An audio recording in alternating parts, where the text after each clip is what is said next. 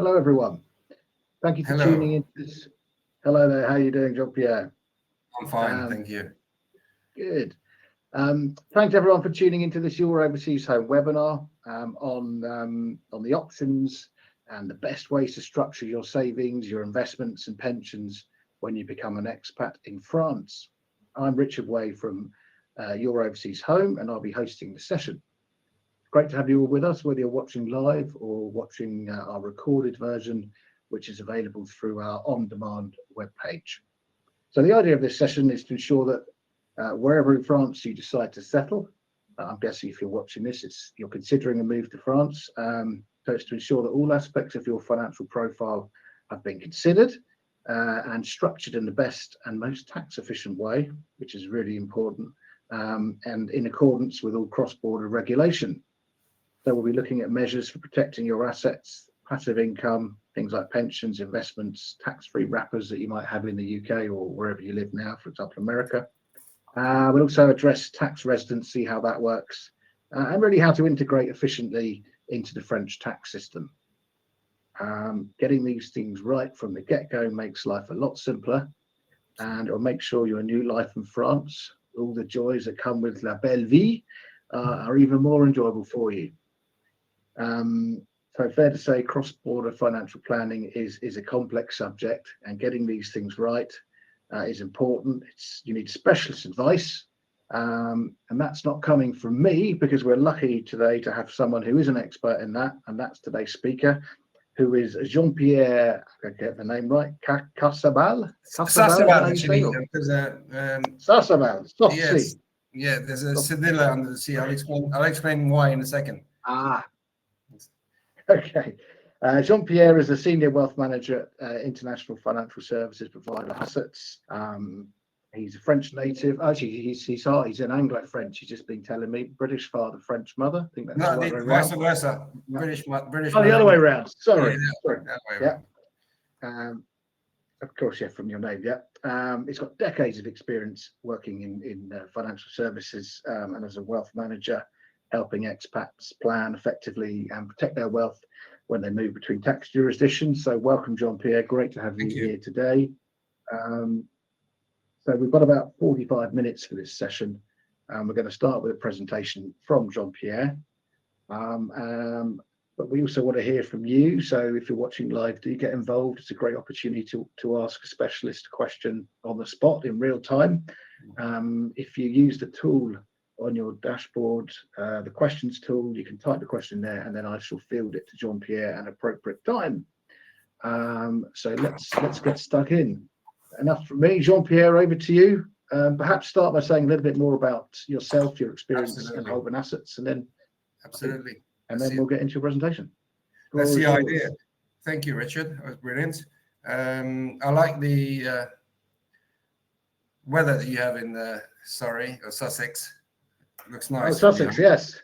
Nice view. Incredible. Anyway, thank you for introducing myself and Holborn. So, as you were saying, I'm Jean-Pierre Cassabal. So, unfortunately, the cedillas don't appear because of the mystery of computer science or whatever. But it's a Basque name, because my father is Basque from Biarritz, and my mother is from Beaconsfield in Buckinghamshire, and that's where I was born. 59 years ago. That's a long time. I'm known in the industry, and that makes people laugh, as the Basque from Beaconsfield. So many people know me across the world, and I've been in this industry for decades, more than 3 decades. And as I'm dual national, I like to say that I've experienced myself the mistakes to avoid, because half of my family came to retire in France, and of course, because of conflict of interest, I did not advise them on anything, and they did all the mistakes that could be done. So careful planning, as you were saying, prior to moving, and in the word planning, there's thinking. So you've got to make sure that you are aware of any mistakes that you can make prior to moving, which make your life easier once you arrive in France. And our job is to make you have peace of mind, just enjoy, whether it's retirement or a new life, and that's it. for me, Holborn Assets. So who we are. Can everybody see the slides? Are they big enough? Because I need my glasses. So, yeah. Oh, thank you, Richard. So Holborn Assets, 25-year existence, headquarters in Dubai. We have offices, you'll see on the next slide, in many jurisdictions. 40,000 clients of all walks of life. $4 billion actually under management. And we are, I would say, main word for us, we are independent. We're not a tied agent in the sense that we can really pinpoint and offer bespoke solutions to the people we deal with. So John Smith and Paul or Richard Way would not have the same solution to a different problem. We really cherry pick amongst all the providers that we deal with. And we like to say that we are really jargon free. Unfortunately, you'll see that I'll have to come with a couple of acronyms, which I hate, but we try to be as chilled, easygoing, really clear on the way we are charging our clients. And you can see on the reviews we have on Trustpilot, we're very, very highly noted. It means what it means, but most of our business comes from doing webinars like this, and most of our clients become referrals, and it's been going on for years. So most of my clients now are my friends, to be honest. Where are we based? Sorry, our services. Well, like Richard was saying, it's a very, very large panel of services. Wealth management doesn't mean much, really. Financial planning, retirement planning. Hot topic is UK and international pension transfers. There might be some American people on the call, because I've lately come across a lot of American citizens who are expatriates and who have been debanked or are in the process of being debanked by the likes of Merrill Lynch and Morgan Stanley. We can deal with them. Life and critical illness obviously is important. Citizenship by investment, that's also something which is more appealing to American citizens who would like to buy passports, mostly in Portugal, which allows them to benefit from EU citizenship and therefore have free health cover, put their kids through school for free. There's a cost to that, but it outweighs by a lot of money the actual fact of putting your kids through school in the States or even in the UK. But this is typical for, I would say, Americans. Mortgages, property investment. I'm not going to talk about that because it's not my field, and I'm not really comfortable with the property sector at the moment, especially in France, in the UK. It's I'm not a specialist. Richard and your overseas home are. So if you have property questions, I suggest you refer to them. I'm not a specialist, so when I don't know, I don't know. But we do offer mortgages, obviously, but property investments, I think your overseas home are best suited. So, like I was saying, we're a global outfit, so we have a headquarters in Dubai. One of the first to have a license in Riyadh, and we get a lot of business from very highly paid expats in Saudi Arabia. It's opening a lot. European head office in Cyprus. We have, and I'm sorry, I'm going to throw in two acronyms. We are under the MiFID, which means Market in Instruments Directive, and IDD, which is Insurance Distribution Directive. So we work under these two licenses, which are European licenses. They allow us to passport business into any country in the EU, and these licenses obviously protect the client against any wrongdoings that we would do. We have a big office in Portugal, do a lot of passports, and the Southeast Asian Branch is actually very big. I have to say on this call that I'm actually today in Bangkok. I commute between the European office and the Asian offices, Mauritius and Sydney. We deal with Australian. That's very specific. I'm not at all specialist with superannuations and all of that. So let's go into France, tax essentials. I like to say, and it's not a joke, as introduction to tax in France, there's a misconception, or France has made it difficult to understand that actually, if you do your things right in France, France is actually a tax haven. If you speak to people like us, we can wrap your investments into some very, very interesting and tax efficient wrappers that will actually allow you to live just like you would in the UK in terms of inheritance tax, capital gains, and all of that. And I'll come to that in a minute. But I'm going to run through the income tax ban. As you know, in France, there's real estate wealth tax. That's important. High income tax, UK pension. What's the situation with the UK pension? Inheritance tax is a big one because we can mitigate IHT, another acronym, very easily in France. And tax on traditional asset portfolios is actually very easy. So that is the first one that you need to understand.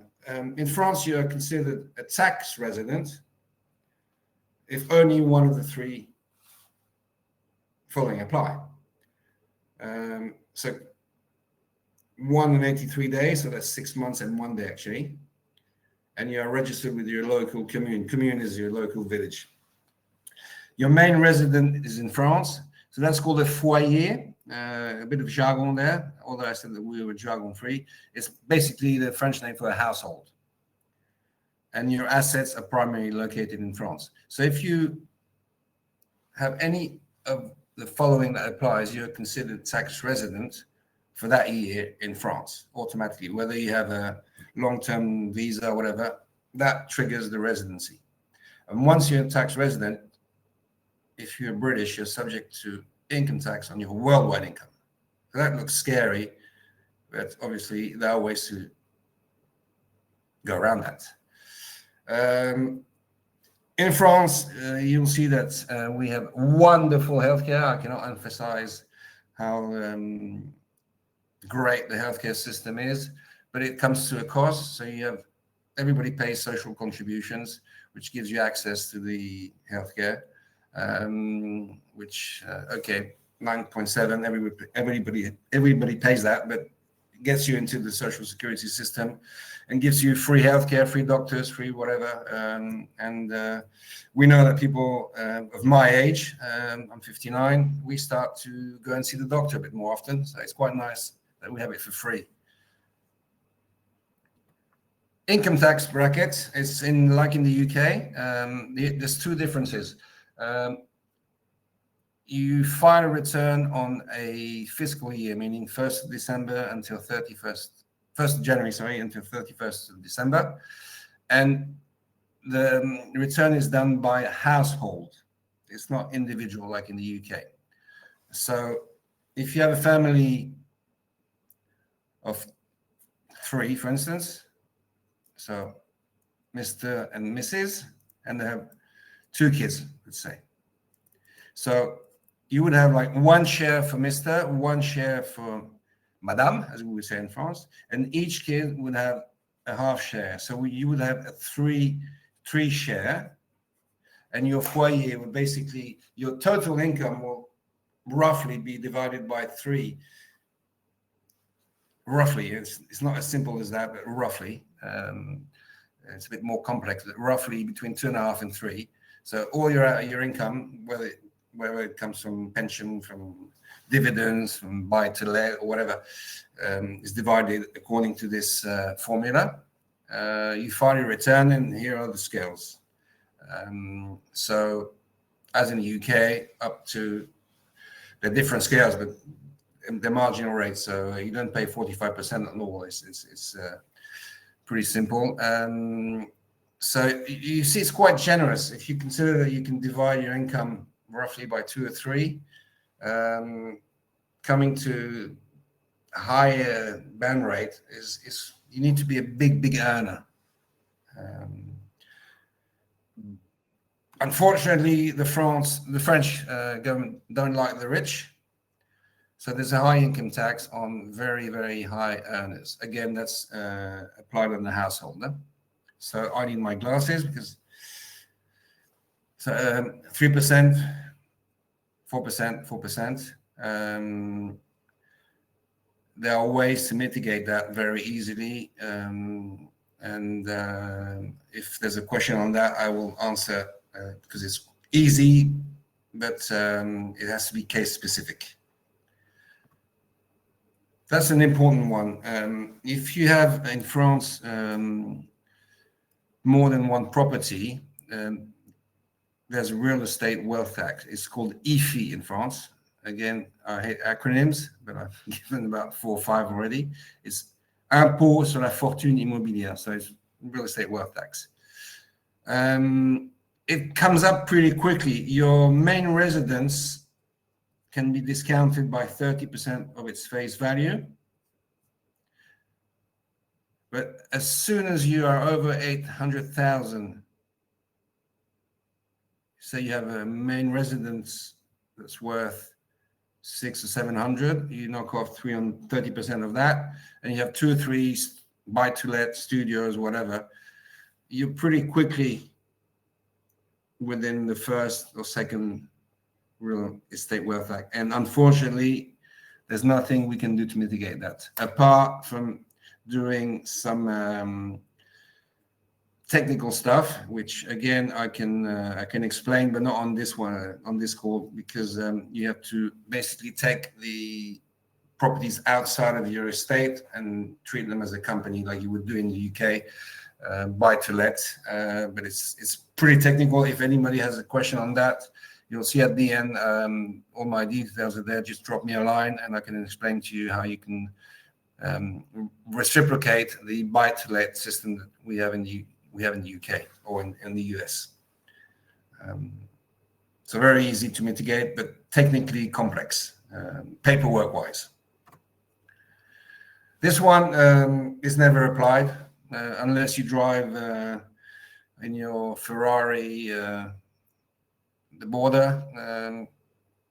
They never apply it unless you really behave like a football player.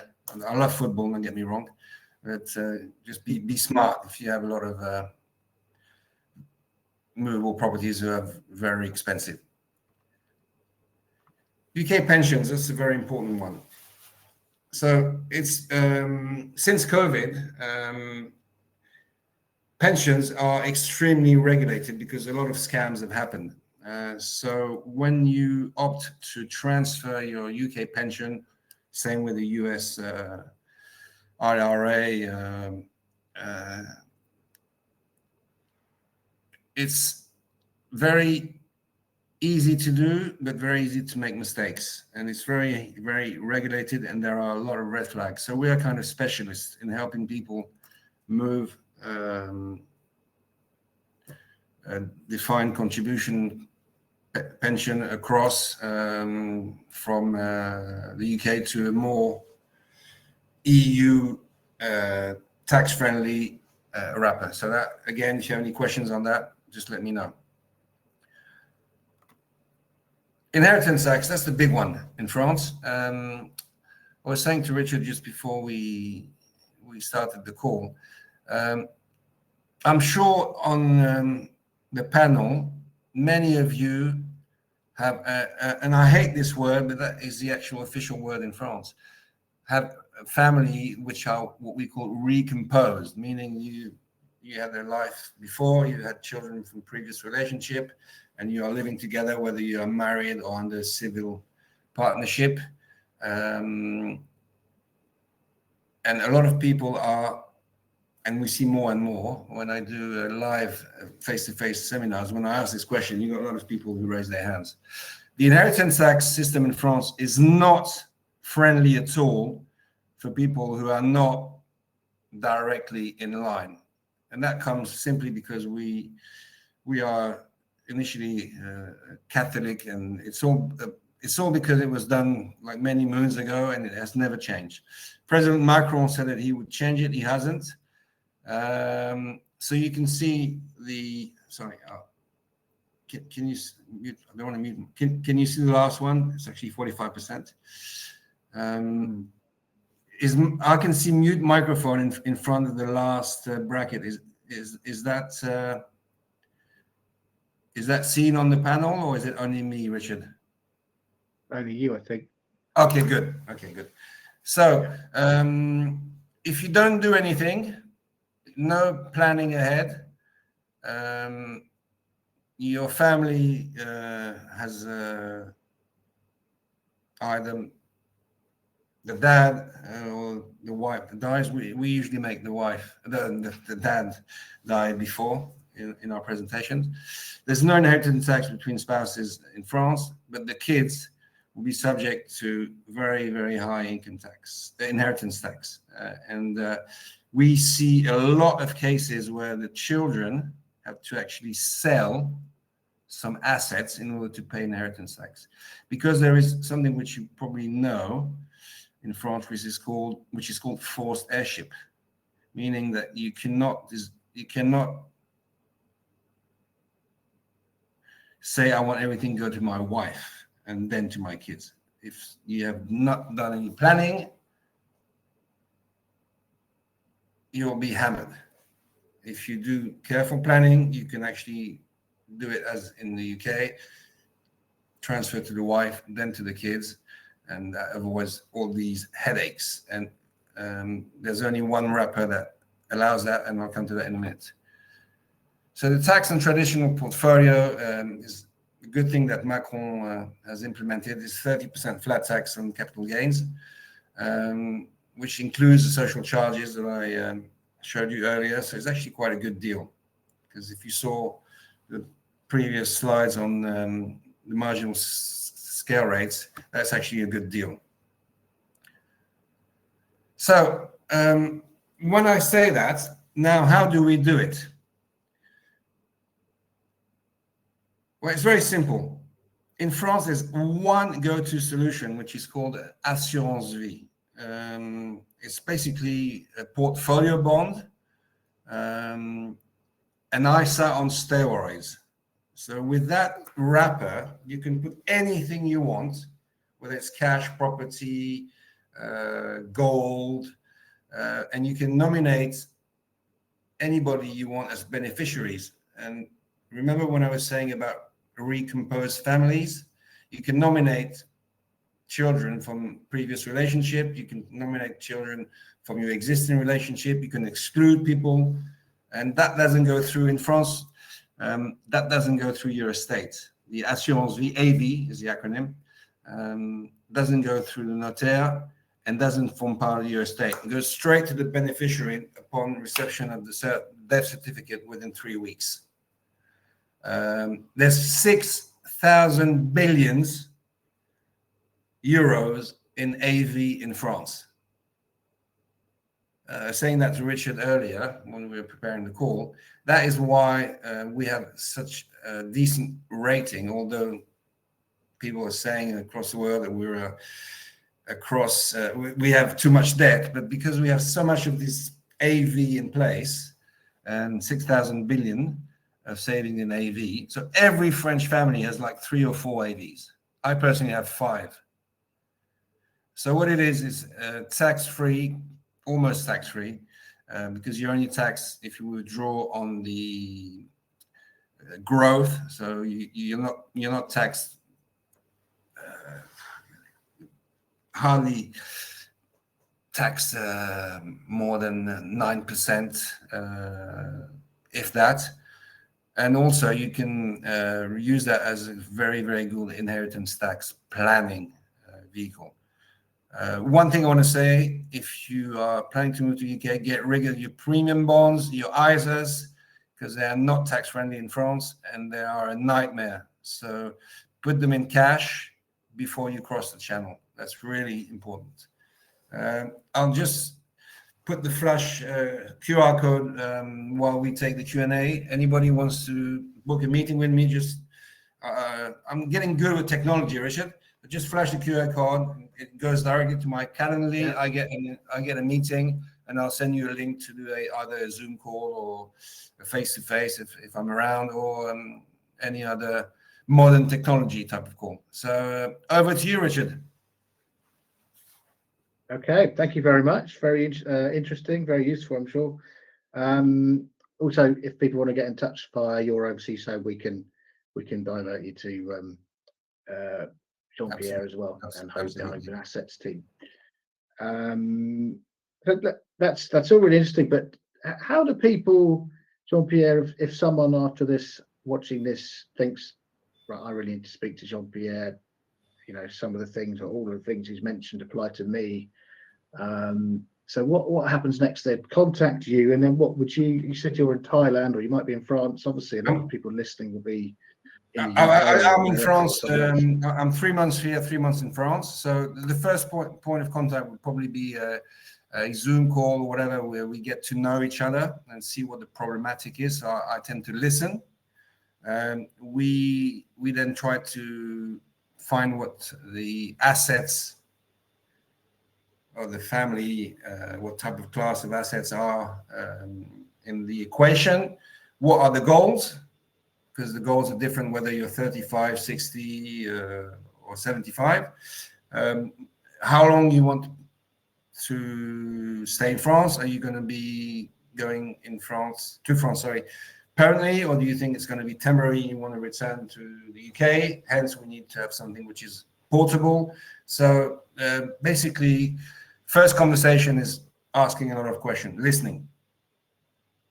Yeah. And once we gather all this, then we offer a solution, which is the best post solution, which we say, okay, that's a solution we think that you should implement, and these are the costs. Simple as that.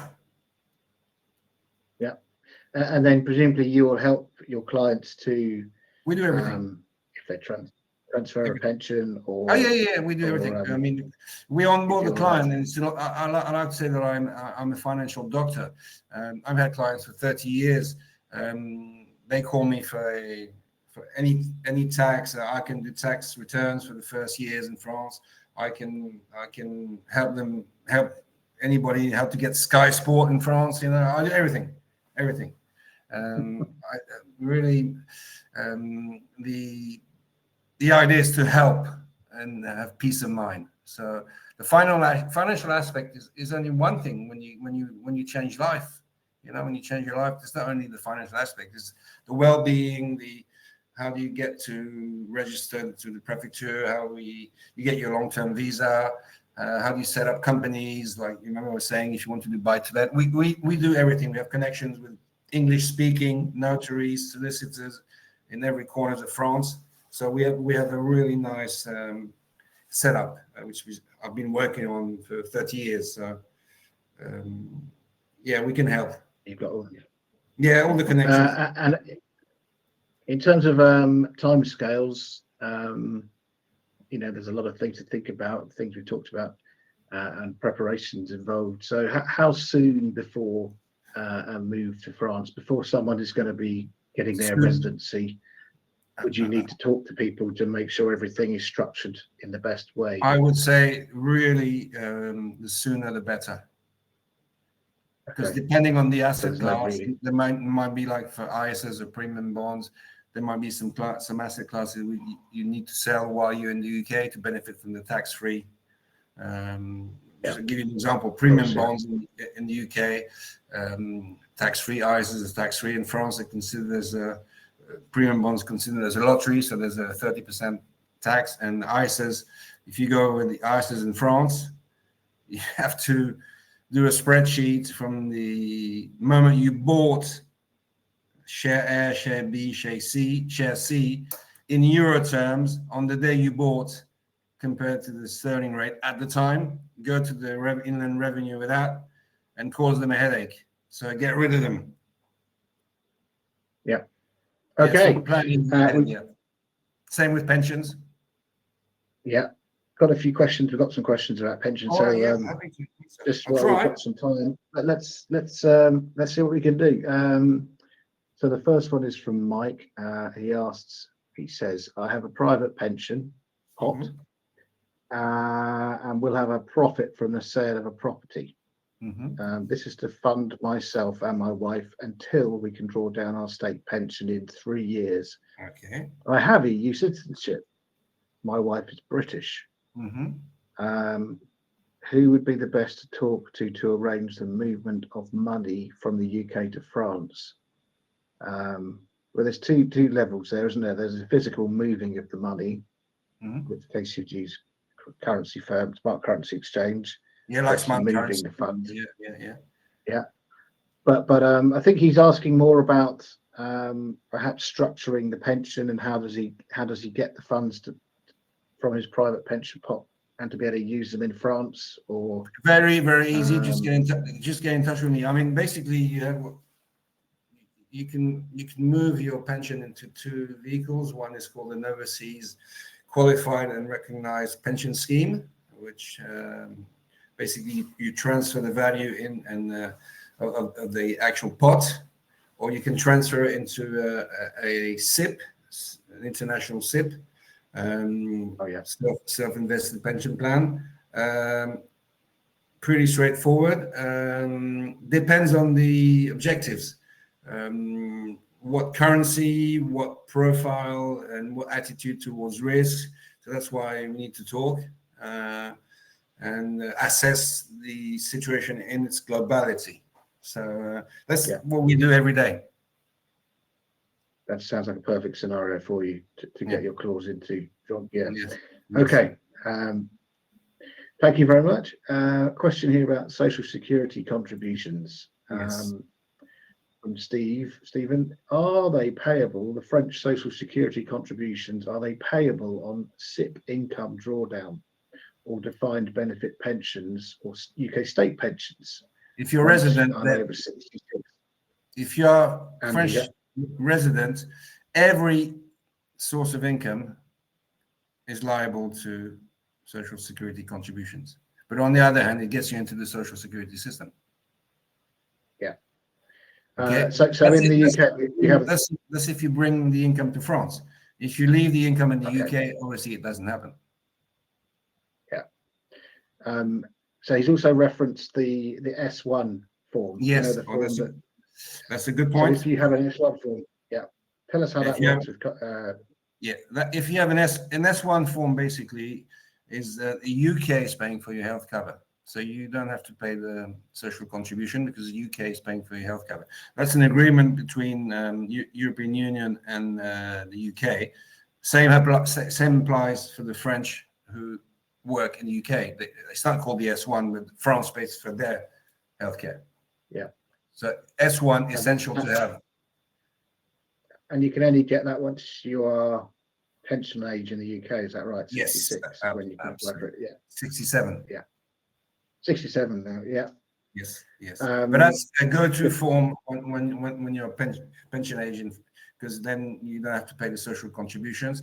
Plus, on pension drawdown, you have a lot of basically you only pay if you cash a full surrender defined contribution pension. You have an S1 form. You only pay 7.5% tax on the whole pot. Wow, which is nothing.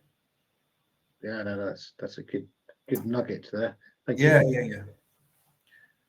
So again, France is a tax haven. If you just need to know your way. Good question. That was a good question. Thank you, Stephen. Yeah. Another one about SIPP here. If you've got a UK SIPP and you're in France, are you only taxed on the growth or drawings or growth within the wrapper? So if you have a SIPP, yes. If you have a SIPP, what are you taxed on when income? You're taxed on the capital gains, and that's treated as income. So it will be 30% flat tax on the income on the capital gains. Okay. Unless you are in a lower marginal rate. You remember the scale rates I showed you earlier. If you are in in a lower rate than 30%, then you're better off paying 11% or 24% than 30%, but maximum 30% on the growth. If you have a on the the growth. capital, yeah, on the if you capital. have a UK SIP and you Yes. move to France, Yes. is it advisable to turn it into an international SIP, or do you keep Yes. the scheme running in the, you can't keep it in the UK running? You can keep it in UK, but you have two risks. Your first risk is your currency risk, because you're in sterling and you're living in France. So if you want a regular income, and I know that from my family experience, they were struggling with currency risk because they didn't move their pensions. Yeah, I would advise on moving a SIP you have in the UK into an international SIP, which has multi-currency, and most of them are based in the Isle of Man, and they're pretty easy to and quite cheap to set up as well. You have the choice of currencies, so you can keep a bit in sterling. I tend to say that if you're in France, be in euros, so don't leave any money. And the second thing, Richard, is you might know as well as I do that there's a big thing in the UK with regards to the pension. There's so much money sitting in pensions as the government is one day going to go at them and tax them. So you better take them out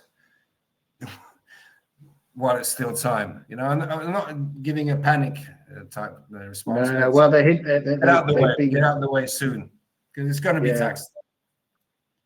Well, they're already starting to get rid of some of the benefits. Yes, from, they are. Absolutely, and it's not gonna go inherited pension pots and things. Yeah, absolutely. And you see it coming. It's in the firing line. Yeah, exactly. It's in the firing line. Absolutely. Okay, thank you.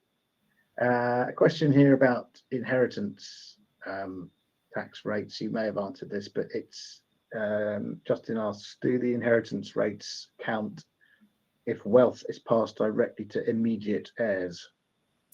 I think you answered that. Nothing to your spouse, but your children. There's some, you can do what's called donations in France. You can give 100,000 every 15 years to each of your children, tax free. Okay. You have to survive a certain number of years. No. Okay. If you die it's a misconception. It's not reintegrated into the estate if you die during the 15 years. Some people think it is, but it's not. Once it's donated in France, it's donated. It doesn't belong. So that's one way of doing it. Otherwise, is using the wrapper, the assurance vie wrapper, which I was talking about. That's the easiest way, because then there's no way we know that the AV tax, inheritance tax, is never going to change, because that's where all the French have their money. So we know it's never going to change. And that's what most households do, is it? The AV. Everybody. I've got 5. Between me and my ex-wife, my parents have 5, 6, or 7.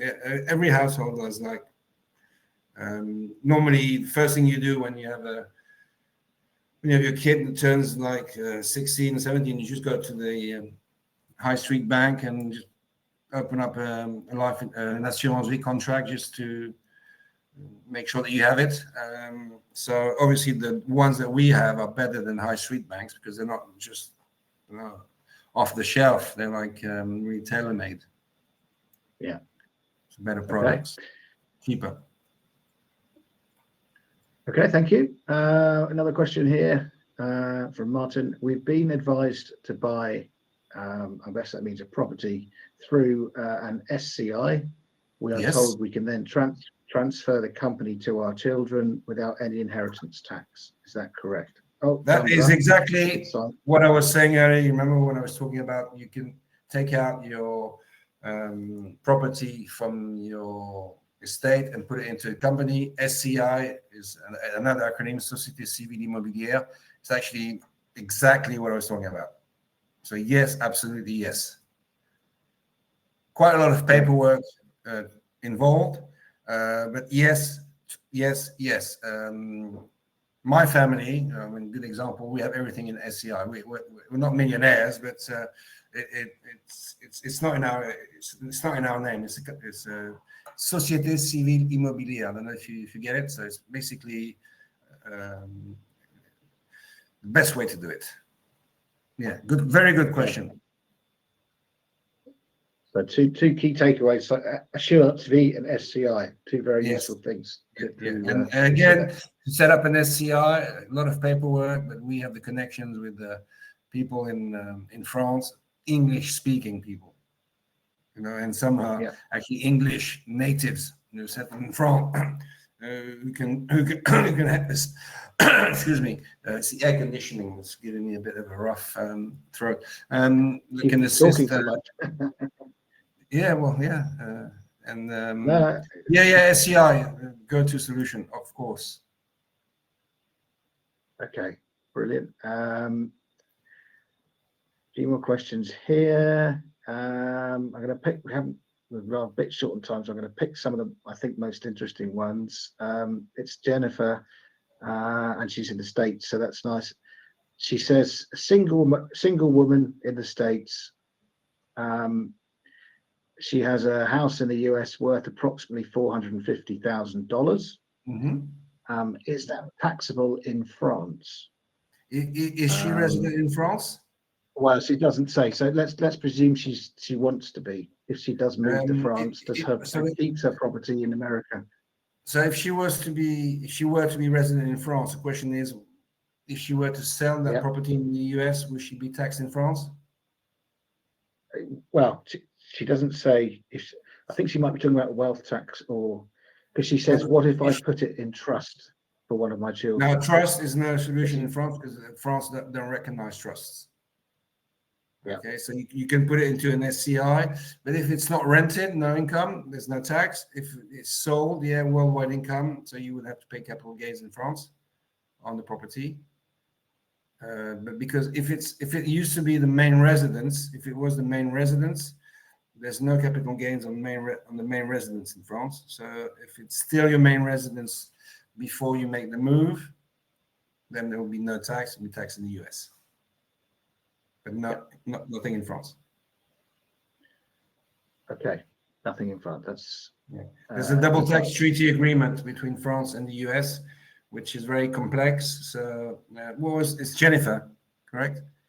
Who asked the question? Jennifer, yeah. Correct, The best, Jennifer, is you drop me an email with a bit more details, and I'll give you the answer straight away. The best thing. Yeah, that's one for you to follow up with. Yeah. Let's do one more. Go ahead. Property wealth tax, is it only relevant to French residents? No, to French residents, yes. Is that? Yes. I guess she means. So you have to be a resident in France. French tax resident. That includes foreign residents. Yes. Yeah. So if you're a second homeowner, it doesn't apply. No. If it's only a second home. Yeah. Yes. Absolutely. Okay. We are just about coming up to time, and I know there are other webinars today, so there are a few more questions that we didn't get to answer. So I would request that whoever asks them, you can go direct to Jean-Pierre. Yeah, just via his email flash the QR code. It works. Or just drop me an email. I'm pretty reactive. I reply within the same day. Liaise with me. And many thanks, Richard, for put this webinar. Yeah, I hope thank you. I try to be as clear as possible. But, it's been great. Thank you very much. Appreciate your time. What's the time where you are actually? Because it must be a bit later than here. It's 10:14 p.m. Yeah, there you are. Gosh, we're eating into your evening. No, I love my job. No problem. This has been recorded as well, this session, so you can watch it again, or you can send a link to anyone else via the on-demand page on the Your Overseas Home website. Another small request, if you found this useful and you're feeling generous, then do leave us a review on the review website Trustpilot. There's a little link there for you to get to that. I also have a save the date for you, which is the Your Overseas Homes Comprehensive Virtual Event on the 4th of October, which runs from 8 a.m. to 8 p.m. UK time. So there's an overlap with daytime in the US there for people who want to tune in from America. And it's a virtual event where we have people cut from all fields of the overseas property and relocation market who will be available to make contact with online in real time though. And there'll also be seminars, a bit like we've done today, this webinar, where there'll be experts and specialists from law firms, the Smart Currency Exchange, property firms answering questions and helping to pass on as much information as they can to make your purchase or relocation as easy and successful as possible. And because it's virtual, you can do it from the comfort of your sofa at home. Otherwise, that is it from us. Thank you very much again, Jean-Pierre. Go and have a little nightcap somewhere in Bangkok, maybe. Yeah. And thanks to everybody. Thanks to everybody who asked me these very clever questions. I tried my best. I hope I didn't make too many mistakes. You know, like my dad says, people who don't do anything don't make mistakes. Fantastic. On that note, we'll say goodbye. Bye-bye. And all the best. Good luck. Thank you. Thank you very much.